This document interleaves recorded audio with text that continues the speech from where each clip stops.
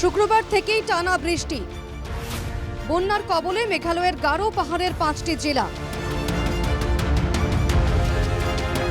বন্যার কবলে মেঘালয়ের পশ্চিম গারো পাহাড়ের ডালু এলাকা ও সমতল ভূমি। দক্ষিণ গারো পাহাড়ের গাসুয়াপাড়াও মারাত্মকভাবে ক্ষতিগ্রস্ত। জলের তোড়ে ভেসে গেছে সেতু।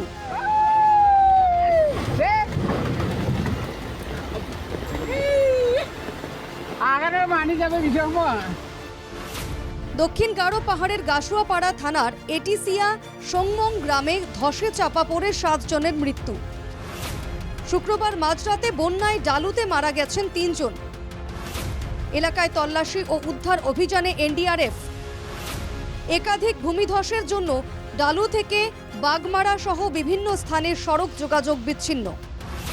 ডালু বাগমারা সড়ক যোগাযোগ পুনরুদ্ধারের জন্য প্রশাসনকে নির্দেশ মুখ্যমন্ত্রী কনরাড সাংমার। শনিবার গারো পাহাড়ে বন্যা পরিস্থিতির পর্যালোচনা মুখ্যমন্ত্রীর।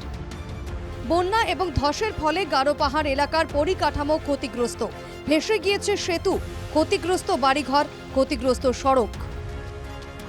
পরিস্থিতির দিকে নজর রাখার জন্য প্রশাসনকে নির্দেশ মুখ্যমন্ত্রী কনরাড সাংমার। এদিকে মেঘালয়ের পশ্চিম গারো পাহাড়ে বৃষ্টির ফলে অসমের মানকাচরের বেশ কয়েকটি গ্রাম এখন জলের তলায়। Bureau report, NKTV Bangla.